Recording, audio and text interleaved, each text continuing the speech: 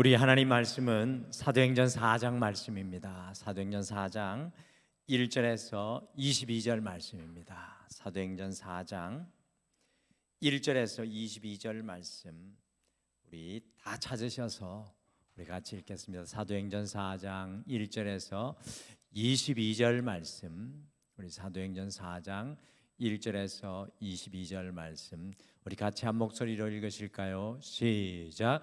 사도들이 백성에게 말할 때 제사장들과 성전 맡은 자와 사두개인들이 이르러 예수 안에 죽은 자의 부활이 있다고 백성을 가르치고 전함을 싫어하여 그들을 잡음에 날이 이미 저물었으므로 이튿날까지 가두었으나 말씀을 들은 사람 중에 믿는 자가 많으니 남자의 수가 약 5천이나 되었더라. 이튿날 관리들과 장로들과 서기관들이 예루살렘에 모였는데 대제사장 안나스와 가야바와 요한과 알렉산더와 및 대제사장의 문중이 다 참여하여 사도들을 가운데 세우고 묻되 너희가 무슨 권세와 누구의 이름으로 이 일을 행하였느냐? 이에 베드로가 성령이 충만하여 이르되 백성의 관리들아 장로들아 만일 병자에게 행한 착한 일에 대하여 이 사람이 어떻게 구원을 받았느냐고 오늘 우리에게 질문한다면 너희와 모든 이스라엘 백성들은 알라. 너희가 십자가에 못 박고 하나님이 죽은 자 가운데서 살리신 나사렛 예수 그리스도의 이름으로 이 사람이 건강하게 되어 너희 앞에 섰느니라. 이 예수는 너희 건축자들의 버린 돌로서 짐 모퉁이의 머릿돌이 되었느니라. 다른 이로서는 구원을 받을 수 없나니 천하 사람 중에 구원을 받을 만한 다른 이름을 우리에게 주신 일이 없음이라 하였더라. 그들이 베드로와 요한이 담대하게 말함을 보고 그들을 본래 학문 없는 범인으로 알았다가 이상히 여기며 또 전에 예수와 함께 있던 줄도 알고 또 병 나은 사람이 그들과 함께 서 있는 것을 보고 비난할 말이 없는지라. 명하여 공회에서 나가라 하고 서로 의논하여 이르되 이 사람들을 어떻게 할까? 그들로 말미암아 유명한 표적 나타난 것이 예루살렘에 사는 모든 사람에게 알려졌으니 우리도 부인할 수 없는지라. 이것이 민간에 더 퍼지지 못하게 그들을 위협하여 이후에는 이 이름으로 아무에게도 말하지 말게 하자 하고 그들을 불러 경고하여 도무지 예수의 이름으로 말하지도 말고 가르치지도 말라 하니 베드로와 요한이 대답하여 이르되 하나님 앞에서 너희의 말을 듣는 것이 하나님의 말씀을 듣는 것보다 옳은가 판단하라. 우리는 보고 들은 것을 말하지 아니할 수 없다 하니 관리들이 백성들 때문에 그들을 어떻게 처벌할지 방법을 찾지 못하고 다시 위협하여 놓아주었으니 이는 모든 사람이 그 된 일을 보고 하나님께 영광을 돌림이라. 이 표적으로 병 나은 사람은 40여세나 되었더라. 아멘. 주님 앞에 예배함은 사실은 장소가 중요한 것이 아닌 것 같습니다. 주님 앞에 예배할 수 있는 장소는 요나의 경우를 볼 때 인생의 생사가 달린 저 인생의 밑바닥 깊은 바닷속 물고기 뱃속에서도 하나님을 바라볼 때 예배할 수 있었고요.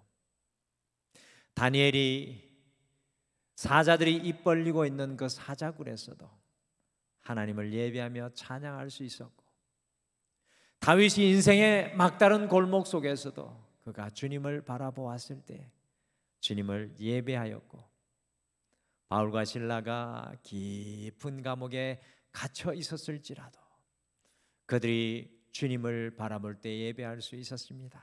오늘 우리 사랑하는 성도님들이 삶의 어떤 자리에서 나오셨든지 간에 오늘 이 자리가 주님을 바라보시는 자리가 된다면 주님 앞에 서 있는 예배의 자리가 된 줄 믿습니다. 우리 앞뒤 좌우분들에게 이렇게 축복해 주시죠. 주님께서 옆에 우리와 함께 하십니다. 같이 축복해 주시죠. 주님께서 옆에 우리와 함께 하십니다. 아멘. 여러분들이 바로 그 증인들이시죠. 주님이 옆에 우리와 함께 하십니다. 우리나라 대한민국은 이 사계절이 뚜렷하게 구별이 되어 가지고 봄, 여름, 가을, 겨울의 다양한 변화를 느낄 수가 있지 않습니까? 요즘 이 봄의 기운을 가득 느끼고 계시죠? 우리 지휘자님과 또 우리 홍 권사님 이 전원 생활을 하시는데 봄의 기운이 정원에 가득하시죠? 네, 힘드신가요? 이 산과들로 나아가면 향기로운 꽃 냄새와 싱그럽게 푸릇 나뭇잎들과 들풀들이 무성해져 가고 있는 것을 발견합니다. 우리 교회 정원만 봐도 정말 좋은 것 같습니다. 제가 영국에 살면서 영국은 날씨 변화가 별로 없는 것을 발견하게 되었습니다. 영국은 유심히 보시면요, 한여름에도 패딩을 입고 지나가시는 분이 있습니다. 그런 분을 보고 정신 나갔다고 하시면 안 되는데요. 왜 그러냐 하면 햇빛이 없는 그늘에 들어가면 한여름에도 춥습니다. 그래서 한여름에도 패딩 입고 지나가는 사람이 진짜 있어요. 많이 봤습니다. 그래서 한여름에도 영국에서는 해변가에 들어가서 수영하기가 힘듭니다. 우리하고 틀려요. 이 추워서 우리는 맨몸으로 영국 해변에 수영하러 갔다가 오들오들 떨고 왔던 기억만 있습니다. 그와 반면에 한겨울을 길을 걸어다 가다 보시면 젊은이들이 반팔을 입고 지나가는 것을 종종 볼 수가 있습니다. 한겨울에도요, 살을 애는 듯한 추위가 없기에 햇볕 나면 따뜻합니다. 그런데 우리나라는요, 이 사계절의 변화가 분명하여서 이 각각의 계절들이 가지고 있는 독특한 변화를 속속들이 느낄 수가 있습니다. 여러분들, 이렇게 인생에서 변화는 우리의 인생에 힘과 활력을 가져다 주지 않습니까? 우리의 신앙에 있어서 가장 중요한 것 중에 하나가 무엇이냐 하면요, 저는 그것은 변화라고 생각합니다. 우리의 신앙에는 변화가 있어야 됩니다. 봄에는 꽃이 펴야 하고, 여름에는 열매들이 익어가야 하고, 가을에는 열매가 무르익어야 하고, 추수할 때는 추수하는 그와 같은 변화가 우리의 신앙에 있어야 합니다. 진정한 신앙생활의 증거는 변화가 일어나는 것입니다. 내 마음의 변화, 내 말의 변화, 내 생각의 변화, 가치관의 변화, 행동의 변화, 관심의 변화, 관점의 변화 등 반드시 우리의 삶 속에는, 신앙인의 삶 속에는 변화가 따라와야 합니다. 요즘에 우리 성도님들에게 일어난 변화는 어떤 것입니까? 간증하실 수 있겠습니까? 우리 등마루 안에 변화의 간증들이 충만하게 되기를 간절히 축복합니다. 여러분들 신앙생활을 5년, 10년, 20년, 30년, 40년을 해도 변화가 없다. 이거 굉장히 큰 문제입니다. 여러분들 신앙은 평안하면 안 됩니다. 어떤 분은 평안해야 된다고 좋다고 생각하는 분이 있는데, 우리는 바다로 나가야 되고, 우리는 인생의 파도도 만나야 되고, 우리는 인생의 바람도 만나야 되고, 인생의 높은 산도 올라가야 합니다. 그곳 속에서 하나님의 변화를 맛보게 되는 것입니다. 여러분들, 예수님의 12 제자들이 3년간 예수님을 눈으로 보고 만지고 함께 지냈음에도 불구하고 변화가 일어나지 않았습니다. 그럴 때 어떤 일이 일어납니까? 급기야 가룟 유다는요, 예수님 팔고 스스로 목숨을 끊고 말았습니다. 수제자 베드로는 예수님을 3번이나 부인하였고, 모든 나머지 제자들도 예수님을 다 버리고 도망해 버리고 말았습니다. 그런데 우리가 놀라운 것을 발견하는데요, 이와 같았던 제자들이 사도 요한을 제외하고 복음을 전하다가 모두 다 주님을 위해 순교하게 되는 놀라운 변화의 역사가 제자들 속에서 일어납니다. 도대체 무슨 일이 일어났던 것입니까? 도대체 무슨 변화가 그들에게 일어난 것입니까? 저는 그 변화의 이유를 베드로를 모델로 오늘 이 시간 함께 탐구해 보기를 원합니다. 여러분들, 지금 우리는 사순절과 고난주간과 부활절을 보내고 어디를 향해 달려나가고 있습니까? 어디를 향해 달려가고 있습니까? 5월을 향해 달려가고 있는데 어디입니까? 교회 절기로는 오순절. 굉장히 오순절을 현대 그리스도인들이 잊어먹고 있습니다. 여러분들, 부활절 이후에 교회들은 사실 잠잠해지는데 더욱 중요한 오순절의 시간을 우리는 현재 살아가고 있습니다. 여러분들, 오순절은 어떤 시간입니까? 바로 예수님의 11제자가 마가 다락방에서 120명의 예수님의 제자들이 성령 충만을 받은 시간입니다. 여러분들, 우리는 이 오순절의 시간 성령 충만을 간구해야 할 줄 믿습니다. 제자들과 사도 베드로는 이와 같이 성령 받기 전의 모습과 성령 받은 이후의 모습이 드라마틱하게 달라집니다. 그래서 오늘 저는 이런 제목을 붙여봤습니다. 성령 받기 전과 후의 베드로. 우리의 이름을 넣어서 성령 받기 전과 후의 박은태. 여러분들 이름을 한번 넣어서 한번 같이 해보시죠. 시작. 성령 받기 전과 후의 박은태. 오늘 이 모습 우리에게 비춰봤으면 좋겠습니다. 옆에 있는 남편 생각하면 안 돼요. 우리 자신을. 옆에 있는 사람 생각하지 말고 내 모습을 들여다봐야 합니다. 이 성령 받기 전에 우리의 모습과 후의 모습을 베드로를 통해 우리가 한번 발견해 보고요, 우리가 성령 충만함을 갈망했으면 좋겠어요. 이 오순절의 시간, 특별히 우리는 5월, 우리 홍명신 권사님 기도했듯이 5월 4일부터 6일까지 우리 등마루의 마가의 다락방의 시간입니다. 이 그날까지 우리가 성령을 갈망해야 되는데 성령 받으면 어떤 역사가 일어나는지 봅시다. 여러분들, 성령 받기 전에는 오직 자신이고 성령 받은 후에는 오직 예수입니다. 이게 정답이에요. 성령 받기 전에는 오직 자신이고 성령 받은 후에는 오직 예수입니다. 여러분들, 신앙의 변화는 여기서 옵니다. 신앙생활 하면서도 오직 자신인 사람이 있습니다. 변화가 없어요. 오직 예수로 나아가야, 성령 받은 모습으로 나아가야 우리 안에 변화가 옵니다. 여러분들, 성령 받기 전에 베드로의 모습은 자기 자신 곧 자아로 충만한 모습입니다. 같이 마태복음 16장 21절에서 23절 말씀 같이 읽어보실까요? 같이 한번 찬찬히 함께 읽겠습니다. 시작. 이때로부터 예수 그리스도께서 자기가 예루살렘에 올라가 장로들과 대제사장들과 서기관들에게 많은 고난을 받고 죽임을 당하고 제3일에 살아나야 할 것을 제자들에게 비로소 나타내시니, 베드로가 예수를 붙들고 항변하여 이르되 주여 그리 마옵소서, 이 일이 결코 주께 미치지 아니하리이다. 예수께서 돌이키시며 베드로에게 이르시되 사탄아, 내 뒤로 물러가라. 너는 나를 넘어지게 하는 자로다. 내가 하나님의 일을 생각하지 아니하고 도리어 사람의 일을 생각하는도다 하시고. 정말 이 베드로의 모습을 우리에게 상세하게 보여줍니다. 예수님께서 제자들에게 예루살렘에 올라가서 장로들과 대제사장들과 서기관들에게 고난을 받고 죽임을 당하고 제3일에 살아나야 한다는 것을 말씀하셨을 때 베드로가 예수님을 붙들고 꾸짖었습니다. 이런 일이 결코 있을 수가 없다고 베드로가 소리쳤습니다. 그때 예수님이 무엇이라고 말씀하셨습니까?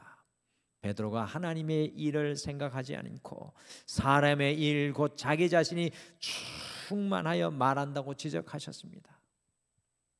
그런데 성령 받기 전에 베드로는 예수님을 바라보면서도 그 예수님 앞에 있으면서도 자신 곧 자아로 충만하였습니다. 너무나 두려운 모습이죠. 그리고 예수님께서 십자가에 죽으시기 전에 제자들이 모두 다 예수님을 버릴 것이라고 하자 베드로가 무엇이라고 말했습니까? 같이 마태복음 26장 33절에서 35절 말씀도 같이 읽겠습니다. 시작. 베드로가 대답하여 이르되 모두 주를 버릴지라도 나는 결코 버리지 않겠나이다.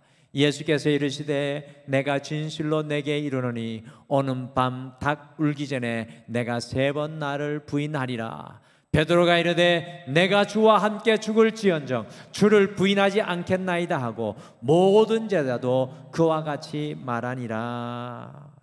여러분들, 베드로는 모든 사람들이 주를 버릴지라도 나는 결코 주를 버리지 않겠다고 호언장담하였습니다. 예수님께서 구체적으로 3번 부인할 것이라고 알려주셔도 내가 주와 함께 죽을지언정 주를 부인하지 않겠다고 고백했습니다. 여러분들, 베드로의 고백이 매우 단호해 보이지 않습니까? 멋있지 않습니까? 베드로의 고백이 매우 당당해 보이지 않습니까? 그러나 문제는요, 이 베드로의 고백은 바로 베드로 자신에게 나온 것입니다. 여러분들, 이것보다 더 무서운 것이 없어요. 성령 받기 전에 베드로는 오직 자신으로 충만하였습니다. 그 결과가 무엇이었습니까? 처참한 부인입니다.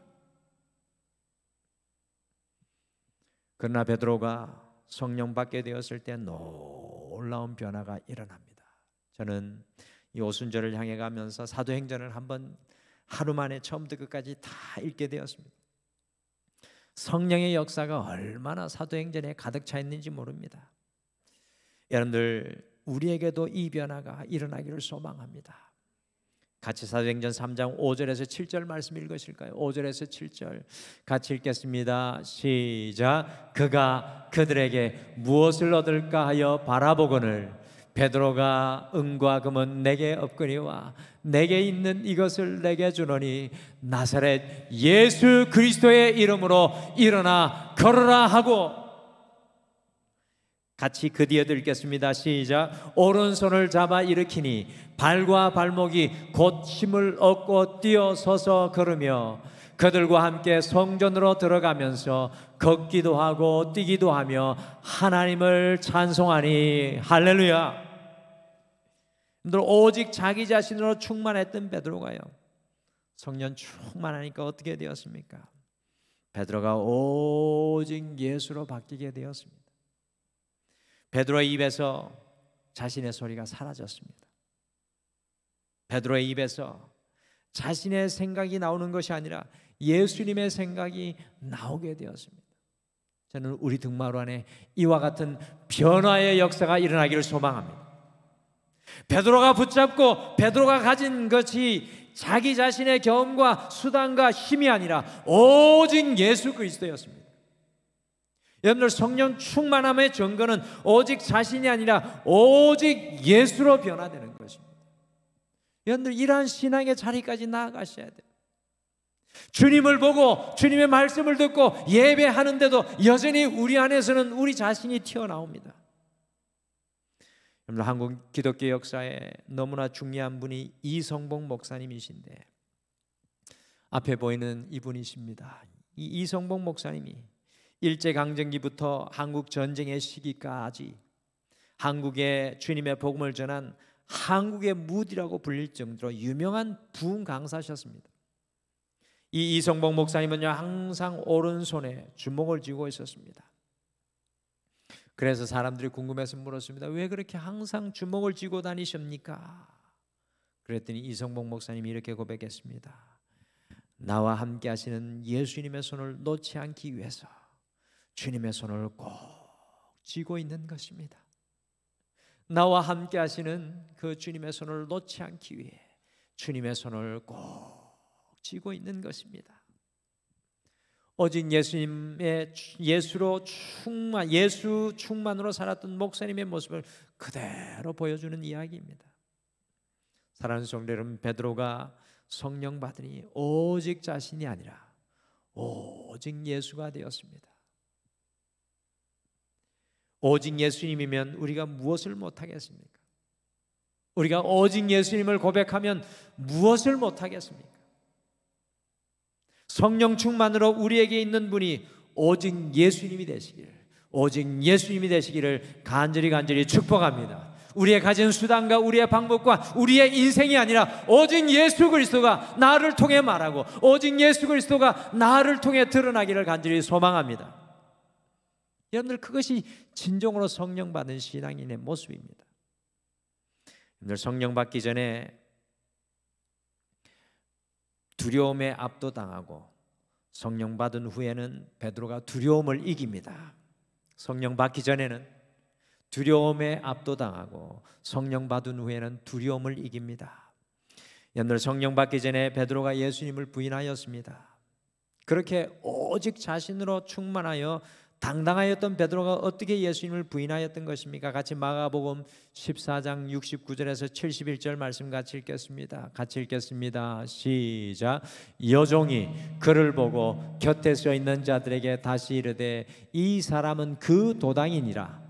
또 부인하더라. 조금 후에 곁에 서 있는 사람들이 다시 베드로에게 말하되 너도 갈릴리 사람이니 참으로 그 도당이니라. 그러나 베드로가 저주하며 명세하되 나는 너희가 말하는 이 사람을 알지 못하노라 하니라. 여러분, 하룻밤에 일어난 베드로의 모습입니다. 결단코 죽을지언정 주님을 버리지 않겠다고 했던 베드로가 어떻게 주님을 저주하며 맹세하여 3번씩이나 부인하고 말았던 것입니까? 그것은 바로 베드로가 두려움에 압도당했기 때문입니다. 오늘 성령 받기 전에 베드로는 두려움에서 자유로울 수가 없었습니다. 베드로는 또한 깊은 좌절과 절망에 빠지고 말았습니다. 수제자였던 베드로는 결국 옛 직업으로 돌아가는 모습을 우리가 성경에서 발견합니다. 우리가 성령 받기 전에는요, 두려움에 압도당하고 상황과 환경과 우리의 삶의 처지에 묶여서 좌절하고 실망하고 낙심합니다. 그런데 성령 받은 이후에 베드로가 똑같은 상황을 맞이합니다. 오늘 읽은 성경 말씀이 바로 베드로가 부인했던 그 장면과 똑같은 상황입니다. 저는 성경이 놀랍습니다. 똑같은 상황을 설정해 놓습니다. 사내들인 공회에 베드로와 요한이 똑같이 오늘 잡힙니다. 근데 그때 베드로의 모습은 어때하였습니까? 같이 사도행전 4장 8절 말씀을 함께 읽겠습니다. 시작. 이에 베드로가 성령이 충만하여 이르되 백성의 관리들과 장로들아. 여러분들, 똑같이 사내들인 공회 앞에 서는데 이번에는 베드로가 성령이 충만합니다. 베드로와 요한이 예수님의 죽음과 부활을 전하다가요, 제사장들과 사두개인들과 장로들에게 붙잡혀서 감옥에 갇히게 되었습니다. 이튿날 예수님을 십자가에 죽였던 그 사람들이, 똑같은 사람들이 베드로와 요한을 불러내어서 다음과 같이 엄중하게 경고하며 명령했습니다. 같이 사도행전 4장 18절 말씀을 같이 읽겠습니다. 시작. 그들을 불러 경고하여 도무지 예수의 이름으로 말하지도 말고 가르치지도 말라 하니 베드로와 요한이 대답하여 이르되 하나님 앞에서 너희의 말을 듣는 것이 하나님의 말씀을 듣는 것보다 옳은가 판단하라. 예수님을 죽였던 종교 지도자들에게 베드로가 얼마나 당당합니까? 두려울 수밖에 없는 사람입니다. 자신들을 죽일 수 있는 사람들이었습니다. 여러분들, 이 종교 지도자들도 깜짝 놀랐어요. 이들이 예수의 제자가 아니었느냐, 그런 이야기를 합니다. 그런데 베드로와 요한이 무엇이라고 말합니까? 너희 말을 듣는 것이 옳으냐, 하나님의 말씀을 듣는 것이 옳으냐고 그 사내들인 공회에서 자기를 죽일 수 있는 사람들에게 담대하게 다시 질문합니다. 여러분들, 베드로가 성령 받은 이후에 두려움을 넘어 실망과 좌절을 넘어 두려움을 이기고 담대한 모습을 바라봅니다. 우리가 성령의 사람이 되기를 소망합니다. 우리를 두렵게 하고 우리를 실망하고 좌절하게 하는 것에서 우리가 압도당하는 것이 아니라 그 두려움을 이기는, 주님과 함께 그 두려움을 넘어가는 믿음의 사람이 되기를 소망합니다. 여러분들, 더 놀라운 것은요, 헤롯이 사람들을 기쁘게 하기 위해서 야고보 사도를 칼로 죽입니다. 베드로도 그 다음에 죽이기 위해서 깊은 감옥에 가두어 놓았는데 사도행전 12장 6절에 보시면 베드로가 다음날 자기가 죽을 것을, 죽음의 날을 앞두고 베드로가 어떻게 하고 있습니까? 사도행전 12장에 보면 베드로가 감옥에 갇혀서 잠이 들어 있습니다. 여러분, 이게 무슨 모습입니까? 베드로가 성령 받은 이후에 죽음의 두려움도 그를 흔들어 놓지 못했습니다. 여러분들 기억하시죠? 베드로가 로마에서 어떻게 죽었습니까? 주님께서 십자가에 똑바로 달려 죽으셨으니 주임을 부인한 자신은 십자가에 거꾸로 매달아 달라고 고백했던 베드로입니다. 성령 받기 전에 베드로는 두려움에 사로잡혔지만 그 베드로는 온데간데 없고 성령 받은 이후에 두려움을 담대히 이기는 베드로의 모습을 발견합니다. 사랑하는 성도 여러분, 성령 받은 사람의 모습은 두려움의 압도를 넘어 두려움을 이기는 사람인 줄 믿습니다. 제가 이 경험을 군대에서 했습니다. 언젠가 한번 제가 간증하며 말씀 나눈 적이 있는데, 제가 군종이어서 밤마다 그 칠흑과 같은 강원도 철원의 산길을 차방문을 해야 되는데 공동묘지가 군데 혼자 차방문을 여러분들 2km 이상 여러 군데를 걸어 다니면서 다녀야 되는데 2km가 뭡니까? 한 6km 정도 떨어진 것을 돌아서 제 부대까지 가야 되는데 산이에요, 산. 그림이 얼마나 무섭습니까? 하나님 앞에 이 두려움을 이기기 위해서 공동묘지 앞에서 죽었던 사람 다 일어나다고 고래고래 소리치며 기도했는데 어떤 역사가 일어난 줄 아십니까? 겨울이었어요. 우통을 다 벗고 난 사생결단을 해야 되니까 차방문을 못하지 않습니까? 두려움에 사로잡혀서. 근데 하나님께서 그렇게 기도할 때 그 공동묘지의 환한 빛을 제게 보여주셨어요. 저는 그것을 진짜 체험을 했습니다. 그리고 두려움을 넘어서서 그 밤중에 찬양하며 군대 생활 내내 차방문을 했던 기억이 납니다. 여러분들, 성령 받은 사람의 모습은 두려움의 압도를 넘어 두려움을 이기는 사람입니다. 세상의 문제와 상황에 잡혀있는 우리가 오늘 이 시간 주님의 성령을 갈망하시길 바랍니다. 우리 또한 세상을 이기는 성령 충만한 제자가 될 줄 믿습니다. 여러분과 제가 우리의 상황을 이기를 소망합니다. 우리 앞에 다가오는 세상을 이기는 여러분과 제가 되기를 간절히 축복합니다. 마지막으로 성령 받기 전에 베드로는 나의 비전으로, 성령 받은 후에는 주님의 비전으로 살았습니다. 참 이 모습이 부럽습니다. 성령 받기 전에는 베드로는 자기 자신을 유대인들만을 위한 사도로 생각했습니다. 이와 반대로 성령 충만으로 사역을 시작했던 사도 바울은 시작부터 이방인들을 위해 사도로 사역을 했습니다. 그러나 사도 베드로가요, 성령 받고 나서 하나님께서는 베드로가 자기의 비전으로 묶여 있을 때 주님의 더 큰 비전을 품을 수 있도록 그 시야를 열어주십니다. 우리도 이것을 경험했으면 좋겠습니다. 우리의 비전이 넓어지기를 소망합니다. 그것이 바로 사도행전 10장에 베드로가 유대인들에게만 복음을 전하고 있었는데 이방인 백부장인 고넬료에게 가서 복음을 전하게 하시는 내용입니다. 같이 사도행전 10장 19절과 20절 말씀 같이 읽으실까요? 같이 읽겠습니다. 시작. 베드로가 그 환상에 대하여 생각할 때 성령께서 그에게 말씀하시되 두 사람이 너를 찾으니 일어나 내려가 의심하지 말고 함께 가라. 내가 그들을 보내었느니라 하시니. 여러분들, 주님께서요 베드로에게 유대인들이 가정하고 부정하게 생각하는 각종 곤충들의 환상을 보여주시면서 그것을 먹어라 먹어라 먹어라 3번이라고 말씀하셨는데 베드로는 부정한 것을 도무지 먹은 적이 없습니다. 3번이나 똑같이 또 부인합니다. 그런 이후에 백부장 고넬료가 보낸 사람들이 찾아왔을 때 하나님께서는 베드로에게 백부장 고넬료에 가서 복음을 전하라고 말씀하셨습니다. 여러분들, 성령 받기 전에는 당연히 우리는 나의 비전으로 살아가고 사업하고 일하고 계획합니다. 그런데 성령 받은 사람은요, 나의 비전을 넘어 주님의 비전으로 살아갑니다. 한번 따라해 보시죠. 나의 비전을 넘어 주님의 비전으로. 이것을 어떤 목사님은 크고 위대한 비전이라고 정의를 했습니다. 저는 여러분들이 이제 남은 인생은 크고 위대한 비전을 소망하시기를 간절히 축복합니다.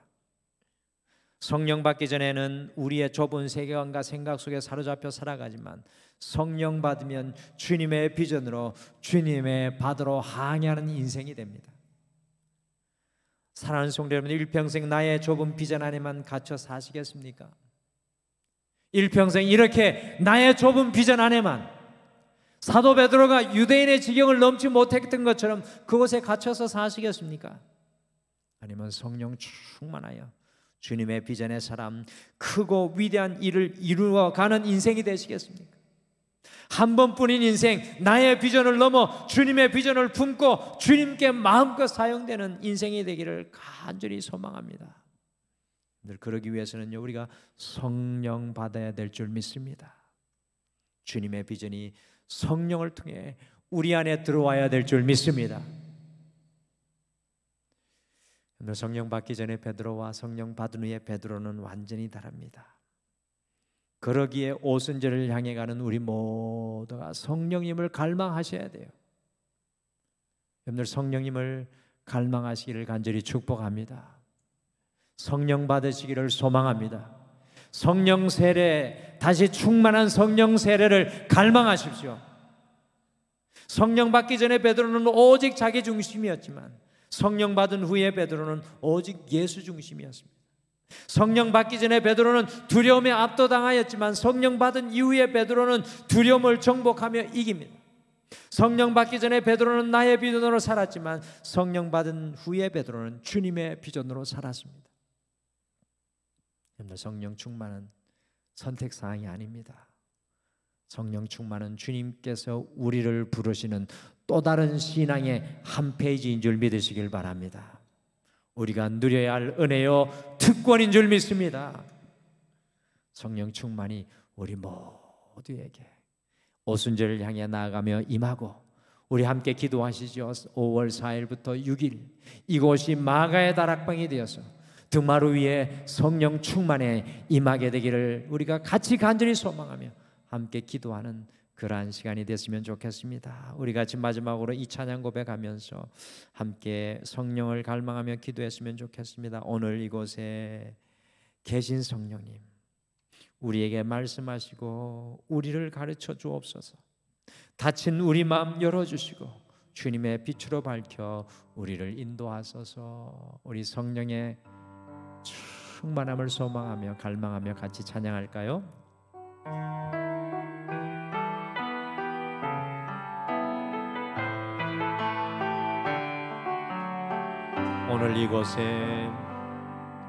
오늘 이곳에 계신 성령님, 우리에게 말씀하시고 우리를 가르치소서. 닫힌 우리 마음 열어주시고 주의 빛으로 밝혀 우리를 인도하소서. 주님보다 앞서지 않고 겸손하게 주님의 말씀 기다리니 주님 손에 우릴 드립니다. 사랑으로 인도하소서. 오늘 이곳에 계신 성령님, 우리에게 말씀하시고 우리를 가르치소서. 아멘. 닫힌 우리 마음 열어주시고 주의 빛으로 밝혀 우리를 인도하소서. 주님보다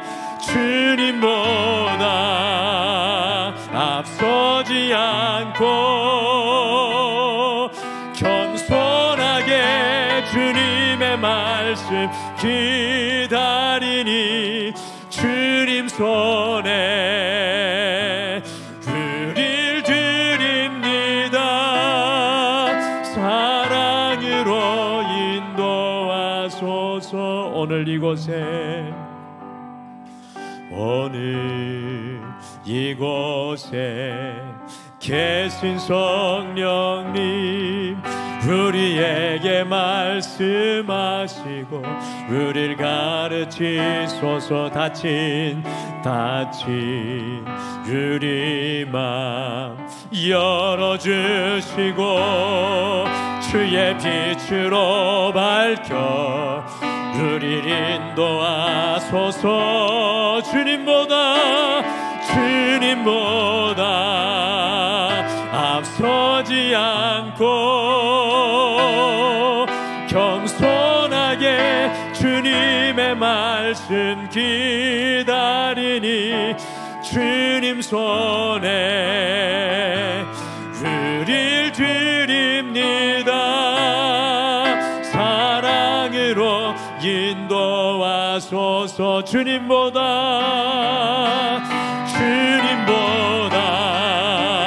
앞서지 않고 겸손하게 주님의 말씀 기다리니 주님 손에 우릴 드립니다. 사랑으로 인도하소서. 우리 오늘 이 시간 잠깐 주님 앞에 간절히 소망하며 기도하기를 원합니다. 주님, 오늘 이 시간 내게 성령으로 채워주시옵소서. 주여, 오늘 이 시간 내 마음과 내 심령에 성령의 은혜의 담비를 부어 주시옵소서. 주의 성령으로 나를 붙잡아 주시옵소서. 주의 성령이 나를 채워 주시옵소서. 그래요, 주님 것 되게 하여 주시옵소서. 우리 주님의 성령을 소망하며 잠깐 함께 간구하며 기도하겠습니다.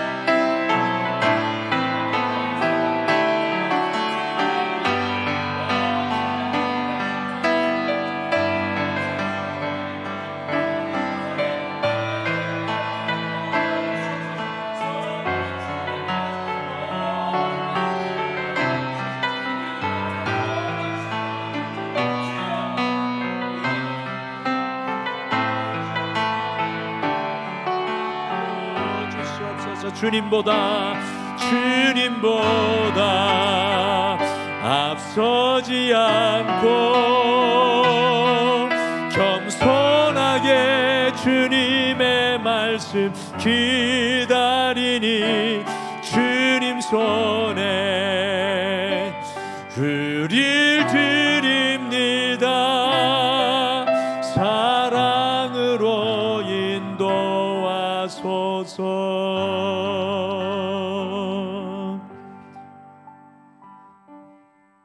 지금은 우리 주 예수 그리스도의 은혜와 우리 하나님 아버지의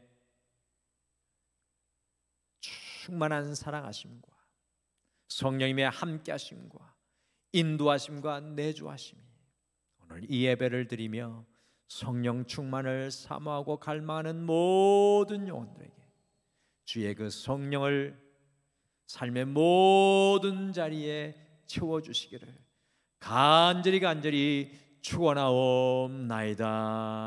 아멘.